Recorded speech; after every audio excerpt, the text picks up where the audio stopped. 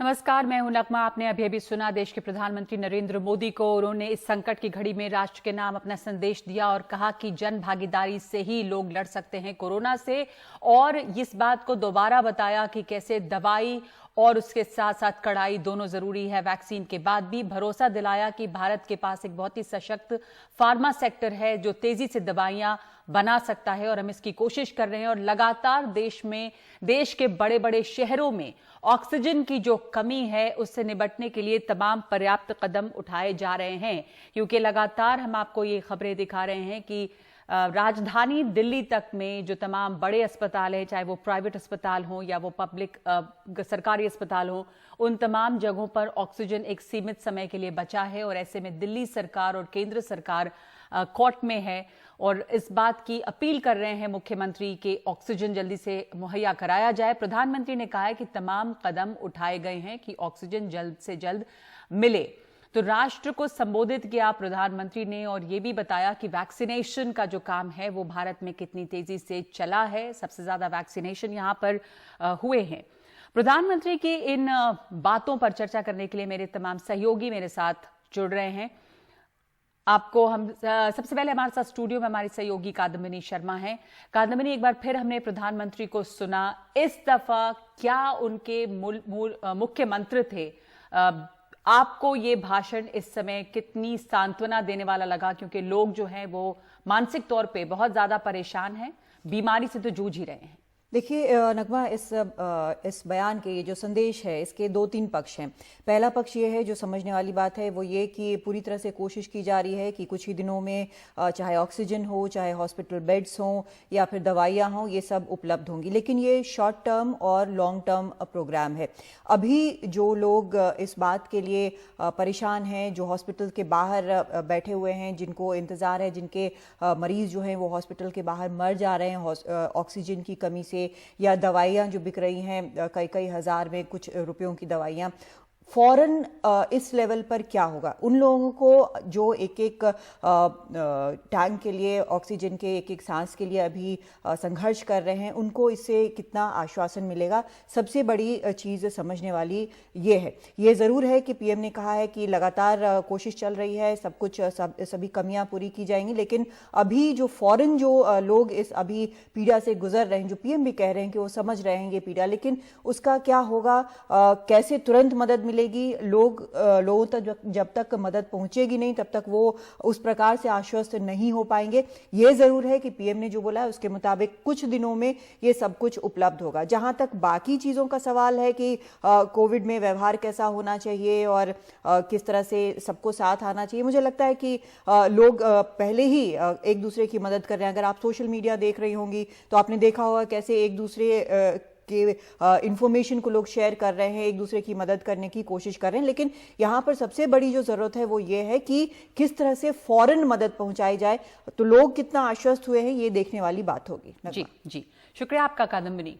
और साथ साथ हम आपको ये बात दिला दें याद कि प्रधानमंत्री ने ये भी कहा है कि इस समय लॉकडाउन जो है वो राज्यों का आखिरी विकल्प होना चाहिए। तो इसके क्या मतलब हैं ये भी समझना होगा। हमारे साथ मेरे सहयोगी हिमांशु शेखर जुड़ रहे हैं। हिमांशु, प्रधानमंत्री ने जो बातें कही हैं उससे जो मौजूदा संकट है, पहले तो सबसे पहले समझना चाहेंगे कि उस पर कितना असर पड़ता है। क्या स्थिति है हमारे ऑक्सीजन सप्लाई की बड़े शहरों में, दिल्ली जैसे शहर में, महाराष्ट्र के बड़े शहरों में? इसके लिए क्या कदम उठाए जा रहे हैं? क्या इससे कुछ बात साफ होती है? उन्होंने लॉकडाउन की बात की कि राज्य इसको आखिरी विकल्प रखें। इस पर इससे क्या असर पड़ेगा? क्योंकि महाराष्ट्र में इस समय ये चर्चा हो रही है, मुंबई में, कि लॉकडाउन लगाया जाए। दोनों बहुत महत्वपूर्ण सवाल हैं और दोनों में मुझे लगता है कि प्रधानमंत्री ने इसको एड्रेस करने की कोशिश की है। ऑक्सीजन के बारे में प्रधानमंत्री ने यह कहा कि मेरी सप्लायर्स के साथ बातचीत हुई है, मैंने एक पूरी बैठक की है इसके ऊपर, और उन्होंने कहा कि राज्यों को 1 लाख ऑक्सीजन सिलेंडर मुहैया कराने की पहल शुरू कर दी गई है। ये प्रक्रिया चल रही है, प्रोक्योरमेंट चल रहा है और बहुत जल्दी उसकी वो जो है वो राज्यों को मुहैया कराया जाएगा।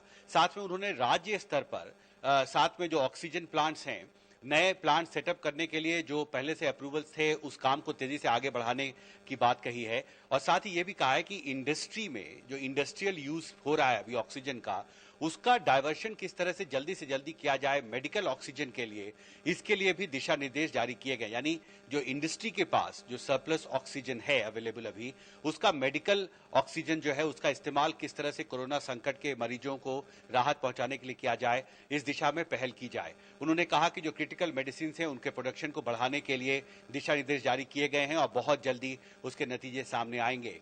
उन्होंने वेंटिलेटर, आईसीयू बेड्स का भी जिक्र किया और कहा कि उसकी क्षमता बढ़ाई जा रही है। जो हेल्थ केयर की जो क्षमता है उसको और ऑगमेंट किया जा रहा है, यानी उसका और विस्तार किया जा रहा है। नए हॉस्पिटल्स हैं उनको कोविड हॉस्पिटल के तौर पर डेजिग्नेट किया गया है, तो इसका भी उन्होंने बहुत विस्तार से विवरण किया। और जो बात आपने शुरू में कही नगमा, मुझे लगता है कि आज बहुत स्पष्ट निर्देश राज्यों को प्रधानमंत्री ने दिया है, जिसमें उन्होंने कहा कि आप लॉकडाउन लगाएं आखिरी विकल्प के तौर पर। और इसका सीधा मतलब यह है कि पिछले जब मुख्यमंत्रियों के साथ उनकी बातचीत हुई थी तब भी प्रधानमंत्री ने यह बात बहुत प्रमुखता से कही थी कि माइक्रो कंटेनमेंट जोन्स पर हमको फोकस करना होगा। यानी जैसे आज उत्तर प्रदेश में करीब 5 जिले हैं जहां पर लॉकडाउन लगाया गया है, बाकी जो जिले हैं करीब 80% से ज्यादा, वहां पर लॉकडाउन नहीं है नगमा अभी। और माइक्रो कंटेनमेंट जोन का यह मतलब है कि जो जिले ज्यादा प्रभावित हो रहे हैं, जो इलाके ज्यादा प्रभावित हो रहे हैं, जहां पर मरीजों की संख्या अप्रत्याशित तरीके से बढ़ती जा रही है, वहां पर लॉकडाउन लगाया जाए आखिरी विकल्प के तौर पर, जब कोई दूसरा विकल्प ना बचे। लेकिन साथ में प्रधानमंत्री ने कहा कि हमें यह भी कोशिश करनी है कि जो आर्थिक गतिविधियां हैं वो प्रभावित ज्यादा ना हो, ये भी हमको इस लड़ाई में सुनिश्चित करना होगा। उन्होंने माइग्रेंट वर्कर्स क्राइसिस जो अभी शुरू हो रहा है उसकी ओर भी इशारा किया है और कहा है कि राज्यों को जो वर्कर्स हैं, जो मजदूर हैं, उनको विश्वास में लेना होगा। उन्होंने कहा कि जो मजदूर जहां हैं वहीं रहें, वहीं पर उनका काम बंद नहीं होगा। और जो वैक्सीनेशन की जो प्रक्रिया शुरू हो रही है उसमें वर्कर्स को भी शामिल किया जाएगा, उनको वैक्सीनेट भी किया जाएगा जहां वो अभी स्थापित हैं और उनका काम भी बंद नहीं होगा। यानी जो वर्कर्स में जो एक आशंका दिखाई देती है कुछ शहरों में अभी, उसको उस चिंता को एड्रेस करने के लिए राज्य सरकारों को पहल करना होगा। ये बात भी बहुत प्रमुखता से प्रधानमंत्री ने कही है। लेकिन मुख्य तौर पर जंग भी लड़नी है कोरोना के खिलाफ, लेकिन साथ में ये इंश्योर भी करना है कि लॉकडाउन जो है वो सिर्फ आखिरी विकल्प के तौर पर इस्तेमाल किया जाए। हमें लॉकडाउन से बचना है, ये बात प्रधानमंत्री ने बहुत प्रमुखता से कही है और वर्कर्स में जो चिंता है उसको भी एड्रेस करने की कोशिश की है। जी धन्यवाद आपका हिमांशु। मेरे साथ अखिलेश भी जुड़ रहे हैं, मेरे सहयोगी, इस पर चर्चा करने के लिए। अखिलेश, इंतजार था लंबे समय से लोगों को कि प्रधानमंत्री राष्ट्र के नाम संदेश देंगे तो क्या बातें होंगी, क्योंकि इस समय जो मौजूदा स्थिति है दिल्ली में हम देख रहे हैं कि ऑक्सीजन की इतनी कमी है कि ज्यादातर बड़े अस्पताल कोई 8 घंटे, 12 घंटे, 6 घंटे इस तरह की ऑक्सीजन सप्लाई पर हैं।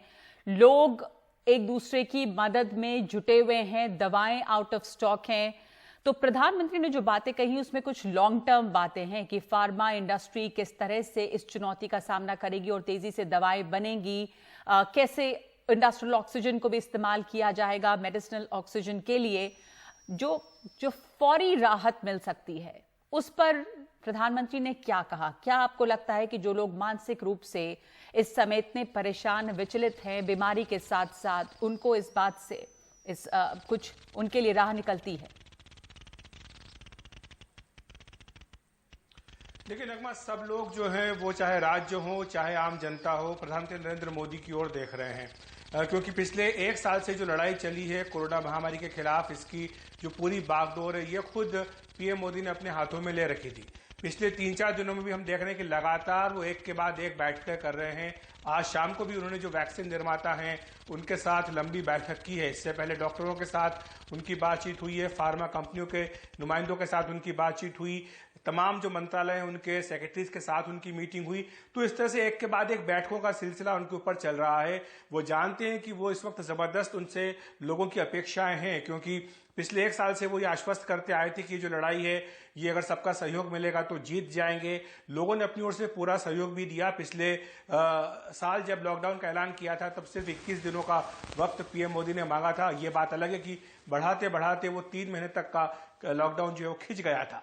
एक बार फिर से कई राज्य सरकारें जो हैं, हालांकि इस बार ये फैसला किया गया कि राज्य सरकारों के ऊपर ये फैसला छोड़ दिया गया कि वो इस बारे में तय करें कि उन्हें लॉकडाउन लगाना है या नहीं लगाना है। हम देख रहे हैं कि कई राज्य सरकारें अलग अलग नाम से, वो लॉकडाउन शब्द का इस्तेमाल नहीं करते हैं लेकिन लॉकडाउन लगा रहे हैं। राजस्थान में ये लॉकडाउन का ऐलान हो चुका है, कुछ देर पहले ही झारखंड में हुआ है। चर्चा चल रही है कि महाराष्ट्र में भी कल लॉकडाउन का ऐलान हो सकता है। तो ऐसे वक्त पर पीएम मोदी का आना जो देश की जनता के सामने आकर के ये कहना कि लॉकडाउन जो है वो आखिरी विकल्प होना चाहिए, इसके बजाय आप माइक्रो कंटेनमेंट जोन बनाइए, लोगों से कहिए कि वो कोविड अप्रोप्रिएट बिहेवियर जो है उसका पालन करें, घरों में ही रहें, घर से बाहर ना निकलें, मास्क लगाएं, सोशल डिस्टेंसिंग रखें। ये सारी बातें पीएम मोदी ने आकर के कही। तो ये राज्यों को भी संदेश है कि आप हड़बड़ी में ताबड़तोड़ लॉकडाउन का इस्तेमाल ना करें। लॉकडाउन कोई रामबाण नहीं है, हालांकि ये बिल्कुल उलट है पिछले साल की परिस्थिति के।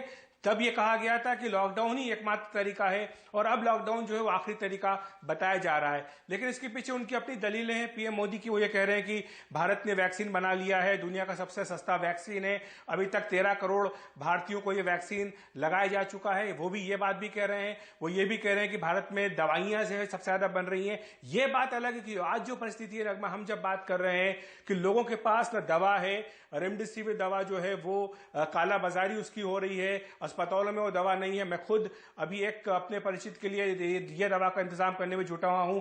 बड़ी मुश्किल से दवा बाहर से अरेंजमेंट हो पाया है, वो भी कई ज्यादा गुना कीमत के ऊपर। तो ये स्थिति बनी हुई है रेमडेसिविर दवा को लेकर। ऑक्सीजन का जिक्र आपने किया नगमा, किस तरह से आज दिल्ली हाईकोर्ट को ये बार बार टोकना पड़ा, सरकार को कहना पड़ा, केंद्र सरकार के वकील को ये बोलना पड़ा कि जो दिल्ली के बड़े बड़े अस्पताल है वहां पे 6 घंटे, 8 घंटे, 10 घंटे की ऑक्सीजन ही बची है।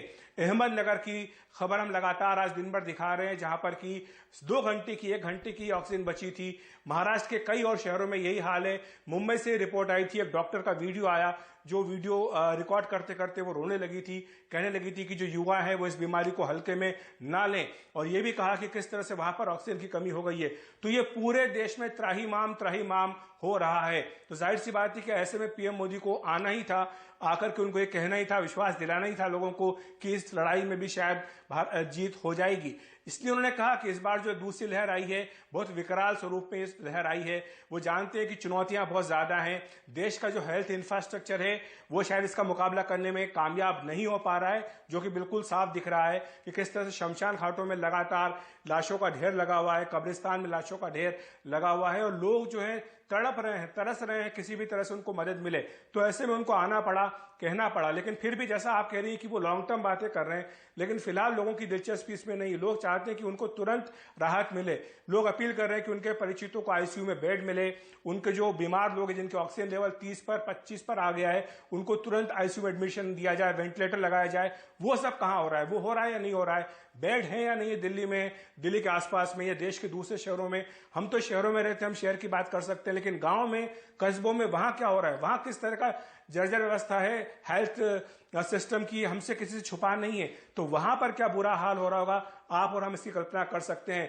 जांच की बात करें, आरटीपीसीआर, वो 3 दिन 4 दिन उसको रिपोर्ट आने में लग रहा है। इलाहाबाद हाईकोर्ट को कल कहना पड़ा कि आप अगर वीआईपी हैं, वीवीआईपी हैं, तो आपकी रिपोर्ट आरटीपीसीआर की 12 घंटे में आ जाएगी, लेकिन आम आदमी को 3-3, 4-4 दिनों का इंतजार करना पड़ रहा है। हमारे कुछ परिचित हैं जिन्होंने अपनी आरटीपीसीआर जांच कराई है, उनको लंबी लाइन में लगना पड़ा। लैब की, प्राइवेट लैब के लिए आपको लंबी लाइनों में लगना पड़ रहा है। तो आप ये कल्पना कर सकते हैं किस तरह का बोझ देश की जो हेल्थ सिस्टम है उसके ऊपर आ गया है। जी हाँ, धन्यवाद आपका अखिलेश। जिस संकट की बात आप कर रहे हैं, जो मौजूदा संकट लोगों के सामने, वो बहुत बड़ा है और लोग लाचार हो रहे हैं, बेबस हैं। हमने तस्वीरें देखी हैं अलग अलग अस्पतालों की, शमशानों की तस्वीरें देखी हैं, डॉक्टरों की बेबस होते हुए कि अस्पतालों में दवाओं की कमी है। अस्पताल मरीजों को ये कह रहे हैं कि वो खुद जाके दवा का इंतजाम करें। अस्पतालों में ऑक्सीजन की कमी है। दिल्ली के बड़े अस्पतालों की हालत ये है कि चंद घंटे की ऑक्सीजन बची हुई है। महाराष्ट्र के अहमदनगर की हमने आपको तस्वीर दिखाई। हम इस संकट से जूझ रहे हैं। ऐसे में प्रधानमंत्री का राष्ट्र के नाम जो ये संदेश था, उससे लोगों की इस समस्या का कितना हल हो सकता है या हुआ है, लोगों को कितना आश्वासन मिल पाया है। सौरभ शुक्ला भी हमारे साथ जुड़े हैं। सौरभ, तमाम जगह की स्थिति आप देख रहे हैं, अलग अलग जगह जाकर आप रिपोर्टिंग कर रहे हैं, लोगों से मिल रहे हैं, अस्पतालों का हाल देख रहे हैं। स्थिति जो इस समय है वो बहुत लाचारी और बेबसी की है। कई जगह तो वैक्सीन भी खत्म है। ऐसे में इस समय प्रधानमंत्री का जो राष्ट्र के नाम संदेश था, कितना वो लोगों को आश्वासन देगा? सबसे बड़ी बात है इस समय विश्वास है, सबसे विश्वास दिलाने से ज्यादा बड़ा है लोगों को जो उनको सख्त जरूरत है वो है ऑक्सीजन बेड, आईसीयू बेड। नगमा, आपके इस लाइव पे आने से पहले मैं एक दिल्ली के एलएनजेपी अस्पताल में एक मरीज के लिए ऑक्सीजन बेड का इंतजाम कर रहा था। जिसके लिए पिछले 3 घंटे से हमारी सहयोगी सोनाक्षी चक्रवर्ती कोशिश में है, लेकिन हम लोग मिलकर के वो ऑक्सीजन बेड नहीं दिला पा रहे हैं। तो शायद इस वक्त ज़रूरत ये है।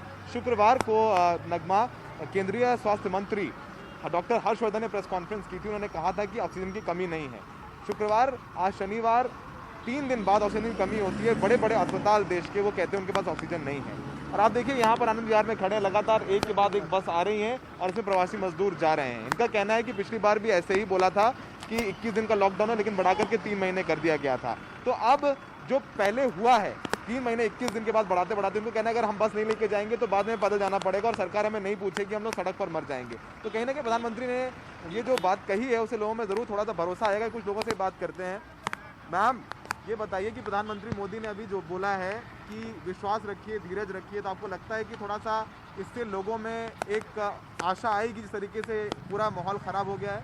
हाँ, अब देखो तो हमारे बड़े हैं और जो भी करेंगे सो जाके ये कर रहे हैं, तो जो कर रहे हैं अच्छे के लिए कर रहे हैं। वो तो जो कर रहे हैं अच्छे के लिए कर रहे हैं। अच्छे के लिए कर रहे हैं। आपको लगता है कि हाँ, उनका ये कहना है तो लोगों में भरोसा आएगा? भरोसा उनका, हाँ, हमारा भरोसा है। वो बड़े हैं सबके, जो वो कहेंगे वो होना। जो होना है वो कह रहे हैं कि आप लोग जाइए मत, यहाँ रहिए, हाँ, यहाँ पर आपको मुफ्त में वैक्सीन दी जाएगी, वो ये कह रहे हैं। ठीक है, रंगे क्यों ना रंगे। तो आप जा रही हैं गांव की, रुकेंगे ना यहीं पे? गाँव से आए हैं यहाँ पर ही। अच्छा, हाँ, तो आप देखिए यहाँ पर लोगों में जाहिर सी बात है अभी वो लोग यहाँ पर आए हैं, सुना नहीं है, लेकिन जब प्रधानमंत्री मोदी का नाम सुनते हैं लोगों में जरूर भरोसा आता है। लेकिन नगमा, एक ग्राउंड रिपोर्टर के तौर पर 1 साल से नगमा हम लोग ये स्टोरी कवर कर रहे हैं, लेकिन जो पहले दिन तस्वीर थी कि बेड नहीं मिल रहा है, वो आज भी बेड नहीं मिल रहा है। 1 साल बाद आईसीयू नहीं मिल रहा, तो 1 साल बाद आईसीयू नहीं मिल रहा। वेंटिलेटर तो ख्वाब है इस समय लोगों के लिए। नगमा, इस समय ख्वाब है लोगों के लिए उनको वेंटिलेटर मिल जाए। हमने खुद जाकर के कब्रिस्तान से, हमने खुद जाकर के जी नगमा, जो आप तस्वीरें दिखा रहे हैं कि उसके बावजूद प्रवासी मजदूर इतनी ज्यादा संख्या में निकल रहा है। अब ये देखना होगा कि उनके ऊपर कितना असर पड़ता है। प्रधानमंत्री जब ये बात कहते हैं कि लॉकडाउन आपका आखिरी विकल्प होना चाहिए और राज्यों को एक तरह से वो इस बात के लिए कह रहे हैं कि आप लॉकडाउन ना लगाएं, जो कि पिछले बार के मुकाबले अलग है, जो पिछले साल का लॉकडाउन था उसके मुकाबले। और ये इस समय जबकि मुंबई में इस बात पर विचार हो रहा है और ये अंदेशा है कि पूर्ण लॉकडाउन वहां भी हो सकता है। अब ऐसे में जो प्रवासी मजदूरों की कतारें लगने लगी हैं, जो हम कल से देख रहे हैं कि आनंद विहार बस अड्डे पर, दिल्ली के इलाके में, गाजियाबाद में भीड़ लगी है, क्या वो भीड़ कम होगी? क्या ये कामगार प्रवासी मजदूर रुकेंगे? मुख्यमंत्री दिल्ली की अपील कर रहे हैं, प्रधानमंत्री के कहने के बाद भी क्या वो लोग रुकेंगे? यहां पर पलायन कम होगा, ये भी देखना होगा। प्रधानमंत्री ने जो अहम बातें कही हैं एक बार हम आपको फिर सुनाते हैं। राष्ट्र के नाम जो उनका संदेश था उसमें क्या वो मुख्य बातें हैं आपके लिए, सुनिए। हर जरूरतमंद को ऑक्सीजन मिले, ऑक्सीजन प्रोडक्शन और सप्लाई को बढ़ाने के लिए भी कई स्तरों पर उपाय किए जा रहे हैं। राज्यों में नए ऑक्सीजन प्लांट्स हो, 1 लाख नए सिलेंडर पहुंचाने हो, औद्योगिक इकाइयों में इस्तेमाल हो रही ऑक्सीजन का मेडिकल इस्तेमाल हो, ऑक्सीजन रेल हो, हर प्रयास किया जा रहा है। हमारे साथ इस समय जुड़ रहे हैं डॉक्टर वली। डॉक्टर वली, प्रधानमंत्री ने जो बातें कही वो आपने भी सुनी होंगी और जो मौजूदा स्थिति है उसको तो आप हमसे बेहतर जान रहे हैं। दिल्ली के अस्पतालों की क्या हालत है इस समय और संकट जो है ऑक्सीजन का, इसमें 2 बातें समझने की हैं। एक तो ये ऑक्सीजन का संकट इतना ज्यादा क्यों है? पिछले साल मरीज वेंटिलेटर पे जा रहे थे, अभी ऑक्सीजन की मांग ज्यादा है। ये जो ऑक्सीजन है वो पर्याप्त मात्रा में यहाँ पर क्यों नहीं और इतनी ज्यादा ऑक्सीजन की जरूरत इस बार पेशेंट्स को पड़ रही है? प्रधानमंत्री ने जो बातें कही उससे आपको क्या लग रहा है कि दिल्ली जैसे जगह पे क्या ऑक्सीजन की आपूर्ति जल्दी हो जाएगी अब? थैंक यू नगमा जी। ये मैंने नोट किए हैं, 18 पॉइंट्स बोले हैं प्रधानमंत्री जी ने। ऑक्सीजन का जो आपने सवाल उठाया इस वक्त, ये सबसे बड़ी लाइफ सेविंग आर्टिकल है या लाइफ सेविंग कमोडिटी है। और ऑक्सीजन, मेरा जहां तक ख्याल है, जो आपका सवाल है कि कमी क्यों पड़ रही है, कुछ लोगों ने इस बार, उनको ये पता लग गया था कि इस बीमारी में ऑक्सीजन होती है ज़रूरी, तो उन्होंने होर्डिंग कर लिया है, छोटे सिलेंडर्स घर में रख लिए हैं, या उन्होंने कहीं ना कहीं से इस तरह का कुछ काम किया है जिससे सर्कुलेटिंग सिलेंडर्स कम हो गए। तो कल भी मैं देख रहा था, जो ऑक्सीजन वाले लोग हैं उनका ये कहना है कि हमारे पास रिफिल की बॉटल्स छोटी वाली जो हैं वो शॉर्ट हो गई हैं, तो इसका मतलब ये हुआ कहीं ना कहीं ये सिलेंडर्स जो हैं ये कम हो गए हैं, जो व्यवहार में थे, जो काउंटिंग में थे, वो कम हो गए हैं। और दूसरा जो है ऑक्सीजन की जो सप्लाई है, वो हमें जो बड़ी गाड़ियां हैं जो ऑक्सीजन के बड़े वो लिक्विड ऑक्सीजन के कैरियर्स हैं, वो बहुत जल्दी ऑक्सीजन फ्रेंडली ट्रेन्स के जरिए हमको पहुंचाए जाएंगे। इन द मीन टाइम हमको ये चाहिए कि जहां जहां जिन लोगों के पास ऑक्सीजन है वो अपना जो उन्होंने होर्डिंग कर रखी है उसको डॉक्टर वली, निकालें एक बात और तो हॉस्पिटल्स को ये डोनेट तो करें। जी जी डॉक्टर वाली, एक बात ये कि जब अगर ऑक्सीजन की होर्डिंग हो रही थी तो ये तो एक इसेंशियल ऐसी कमोडिटी है, अगर लोगों को ये अंदाजा हो गया था तो सरकारों को भी अंदाजा होगा, तो इसको रोकने के लिए कार्रवाई करनी चाहिए थी। दूसरी, अब जो ये टकराव आप देख रहे हैं कोर्ट में कि दिल्ली सरकार कोर्ट में है, केंद्र के प्रतिनिधि कोर्ट में है, दिल्ली सरकार कह रही है कि हमारे पास ऑक्सीजन नहीं है, अस्पतालों में ये हालत भी है, लोग देख रहे हैं जाकर, हमारे पत्रकार देख रहे हैं कि वहां पर कहीं 6 घंटे, कहीं 8 घंटे, कहीं 12, कहीं 24 ये है ऑक्सीजन की अवेलेबिलिटी। केंद्र सरकार का कहना है कि नहीं, दिल्ली के पास ऑक्सीजन है। लोगों की जानें जा रही हैं इस समय, टकराव ऑक्सीजन का है, लड़ाई ऑक्सीजन की है। दिल्ली में ऑक्सीजन की कमी है या नहीं? दिल्ली में अस्पतालों में बेड की कमी है या नहीं? नहीं, वो बेड की कमी और ऑक्सीजन की कमी इसलिए हो गई नगमा जी कि पेशेंट जिस स्पीड से आ रहे हैं, आप ही के कई चैनल्स भी दिखा रहे हैं कि जिस स्पीड से एम्बुलेंसेज हॉस्पिटल के अंदर बी लाइन बनाना जिसको कहते हैं कि एक लाइन में कतार लगी हुई है और उन्हीं कतारों में एक आध का पेशेंट की डेथ भी हो रही है, तो ये कभी नहीं हुआ था, इस तरह से ये सिनेरियो कभी नहीं हुआ था। इसका मतलब ये है कि हमारा जो सिस्टम है वो ग्रॉसली ओवरबर्डन्ड है।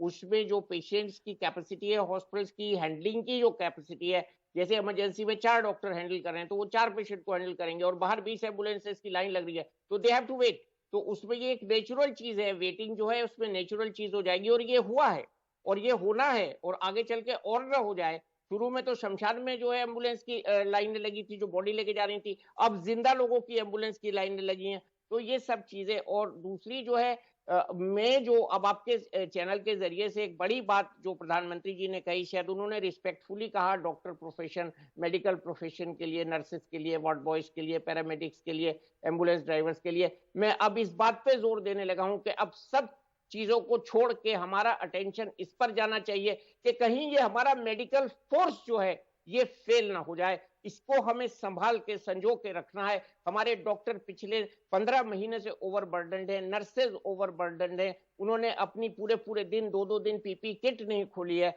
और ये बहुत बड़ा एक मैं मैसेज दे रहा हूं आपके चैनल से कि हमारे जिस तरह से हमको इस एपिसोड में कोरोना 2 में बच्चों की हिफाजत करनी है, यंगस्टर्स की हिफाजत करनी है, उनकी जान बचानी है प्रायोरिटी पे, ट्राइज भी एक तरह का हमको करना पड़ सकता है आने वाले चंद दिनों के बाद, उसी तरह से हमने अपने मेडिकल फोर्स को तो भी मैं बचा आपसे के ये सवाल भी पूछना चाह रही हूँ। एक तो मेडिकल फोर्स पे बहुत ज्यादा बर्डन, आप जाहिर सी बात है जो आप कह रहे हैं वो 100% सच है और तमाम लोग जितना भी इस बात के लिए शुक्रगुजार हूं कि किस तरह हमारी मेडिकल फोर्स जो है वो लगातार लगी हुई है साल भर से ज्यादा। इसमें आपने बच्चों और युवाओं की बात की, इसके ऊपर बड़ा असमंजस है। क्या इस बार वायरस ज्यादा युवाओं को अफेक्ट कर रहा है? बहुत सारे डॉक्टर्स कहते हैं कि ऐसा कुछ नहीं है, ये तमाम बातें हवा में हैं, कोई कहते हैं कोई नहीं है। पर इस बार क्या बच्चों को भी खतरा है? और अगर बच्चों को खतरा है तो उनके लिए किस तरह का खतरा है और किस तरह के स्पेशलिस्ट बच्चों के लिए हैं जहां ले जाया जाए बच्चों को? और ऑक्सीजन की बात प्रधानमंत्री ने भी अब जो कही है, तो मेडिसिनल ऑक्सीजन जो है और हवा में ऑक्सीजन जो है उसमें क्या फर्क होता है ये भी लोगों को समझने की जरूरत है कि आखिर वो कैसे इतनी ज्यादा जो ये रेयर कमोडिटी है और उसकी जरूरत कब पड़ जाती है।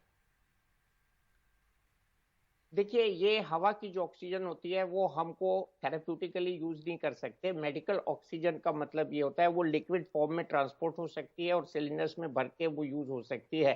हॉस्पिटल्स में जनरली एक रूम होता है जिसको हम मैनीफोल्ड रूम कहते हैं, जिसमें ऑक्सीजन स्टोर्ड रहती है और पाइप्स के जरिए जो अच्छे हॉस्पिटल्स होते हैं उनमें सब जगह डिस्ट्रीब्यूट होती है। इसकी शॉर्टेज ट्रांसपोर्ट की वजह से हुई होगी, मुझको बिल्कुल ये महसूस हो रहा है, क्योंकि जो मशीनरी उसको ट्रांसपोर्ट में लगी है उसकी एक फ्रीक्वेंसी होती है अब उस फ्रीक्वेंसी से ज्यादा अगर डिमांड आ जाएगी तो वो मशीनरी जो है वो एग्जॉस्ट हो जाएगी। अब उसमें हमको ऑगमेंट करना पड़ेगा। एक तो ये बात है। दूसरी, ये जो बीमारी है, आपने इसमें बच्चों का भी जिक्र किया, बड़ों का भी, इसमें प्रोपोर्शनेट रिक्वायरमेंट ऑक्सीजन की बहुत ज्यादा होती है। एक मेथड होता है जो हम इसमें ट्रीट करते हैं, मैंने खुद उससे, वो मुझे जब कोरोना हुआ था ऑक्सीजन लिया, उसको हाई फ्लो ऑक्सीजन कहते हैं। हाई फ्लो जब हम ऑक्सीजन कहते हैं उसमें 12 लीटर 15 लीटर के करीब ऑक्सीजन कंज्यूम होती है, तो वो बर्डन पड़ जाता है हॉस्पिटल के सिस्टम पे। और ये जो बच्चों की हम बात कर रहे हैं, ये इस बार बच्चों में ज्यादा संक्रमण देखा जा रहा है। ये बहुत जरूरी, एक बहुत बड़ा पहलू है। इसकी पहचान नहीं होती। उमूमन दस्त के लक्षण होते हैं, या बच्चा उल्टी करता है, दूध नहीं पीता है, पेट में दर्द बताता है, जनरल से कुछ सिम्टम्स हो जाते हैं, हल्का बुखार आता है। और उनसे बड़ा जो लॉट है 12, 15, 18 साल का, उनमें भी बड़े वेग सिम्टम्स हैं, जिसमें गैस्ट्रोइंटेस्टाइनल सिम्टम जो मैंने अभी बताए ऐड हो गए हैं। नावा जी, ये बहुत मुश्किल सिचुएशन है, डॉक्टर्स के लिए भी बहुत मुश्किल सिचुएशन है। टेस्ट की रिपोर्ट अब 3-3 दिन में आ रही है, छोटी जगहों में 5-5 दिन में आ रही है। मैं आपसे दिल से ये बात कह रहा हूँ, ये बहुत ही खतरनाक सिचुएशन है। It's a war like situation. हम सबको इसमें मदद करनी है एक दूसरे की। और फिर सबसे बड़ी मदद यह है कि हम बगैर जरूरत घर से न निकलें। I am coming back to the prime minister's point. Lockdown it has become a bad word. Lockdown एक बहुत ही नामाकूल वर्ड बन चुका है, जो कोई नहीं करना चाहता है, कोई नहीं महसूस करना चाहता, कोई नहीं देखना चाहता, कोई नहीं ऑर्डर करना चाहता।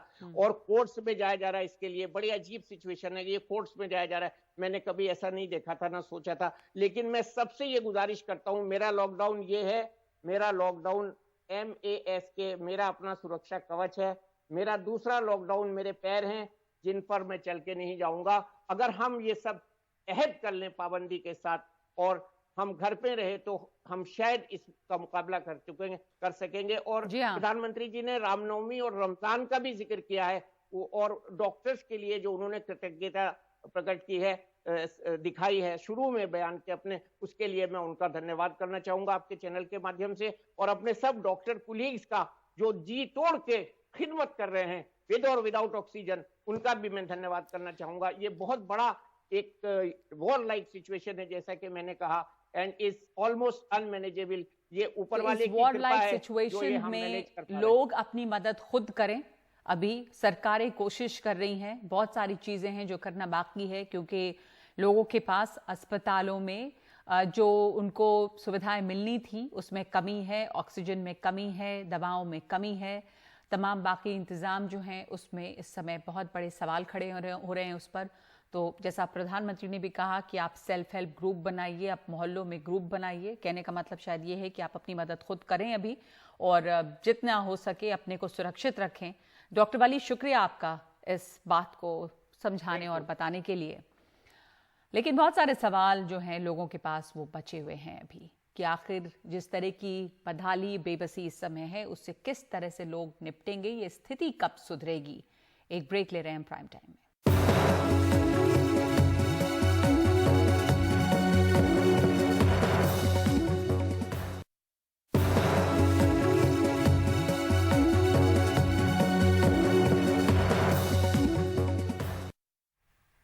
तो आप देख रहे हैं प्राइम टाइम। प्रधानमंत्री ने भी राष्ट्र के नाम संदेश दिया और जो मौजूदा स्थिति है उसके बारे में चर्चा की कि किस तरह इसको बेहतर बनाया जा सकता है। ये भी कहा कि लॉकडाउन राज्यों का आखिरी विकल्प होना चाहिए, और हम जानते हैं कि मुंबई में लॉकडाउन की बात हो रही है। हमारे साथ सोहित मिश्रा जुड़े हैं। स्थिति बहुत खराब है सोहित वहां पर।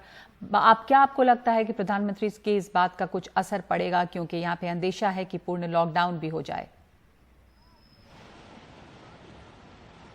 जी बिल्कुल, देखिए आज ही महाराष्ट्र के कैबिनेट में इस पर चर्चा भी हुई और सभी मंत्रियों ने मिलकर इस बात का जिक्र किया और कहा कि जिस तरह से पिछले साल लॉकडाउन लगाया गया था, पूर्ण लॉकडाउन, उसी तरह से लगाया जाना चाहिए। और कल महाराष्ट्र के मुख्यमंत्री उद्धव ठाकरे इसे लेकर राज्य की जनता को संबोधित भी करेंगे। रही बात जो प्रधानमंत्री नरेंद्र मोदी ने आज कहा, वही बात पिछले कुछ समय से महाराष्ट्र के मुख्यमंत्री उद्धव ठाकरे भी कह रहे थे। वो जितनी बार लोगों को संबोधित करते थे वो यही कहते थे कि मैं नहीं चाहता हूं कि लॉकडाउन लगाया जाए, लेकिन अगर लोग नहीं मानेंगे तो फिर कोई कड़े कदम उठाने पड़ेंगे। मैं अभी मुंबई के मरीन ड्राइव पर मौजूद हूं। इतना खाली मरीन ड्राइव शायद ही किसी ने देखा होगा। अभी भी महाराष्ट्र में धारा 144 लागू है। कई सारे कठोर नियम शुरू किए गए हैं और धारा 144 लगाए गए। जब लॉकडाउन नहीं लगाया गया उसके बावजूद हमने देखा कि 2 दिन पहले 68,000 मामले सामने आए थे, आज भी 62,000 से ज्यादा मामले सामने आए, 500 से ज्यादा लोगों की राज्य में मौत हुई है। तो अगर इतने सारे कड़े नियम लगाने के बावजूद अगर मामलों इसी तरीके से बढ़ते रहेंगे तो फिर राज्य के पास भी कोई और कदम नहीं उठता। तो भले ही प्रधानमंत्री ने इसकी बात की हो, राज्य में महाराष्ट्र में इस पर एक्सपेरिमेंट किया गया, लेकिन ये होता हुआ नजर नहीं आ रहा, इसलिए अब लॉकडाउन को लेकर यहाँ पर चर्चा की जा रही है। जी हाँ, धन्यवाद आपका सोहित इस चर्चा के लिए। महाराष्ट्र में लॉकडाउन में, खास करके मुंबई में लॉकडाउन की बात की जा रही है क्योंकि हालात वहां पर काफी खराब है, लेकिन प्रधानमंत्री ने भी इस बात को आज कहा है कि लॉकडाउन एक आखिरी विकल्प होना चाहिए, अंतिम विकल्प होना चाहिए। राज्यों को माइक्रो कंटेनमेंट जोन बनाने चाहिए क्योंकि छोटे छोटे इलाकों में लॉकडाउन किया जा सकता है, लेकिन ये खबरें हैं कि महाराष्ट्र में कल से लॉकडाउन हो सकता है। तो आज प्राइम टाइम में इतना ही।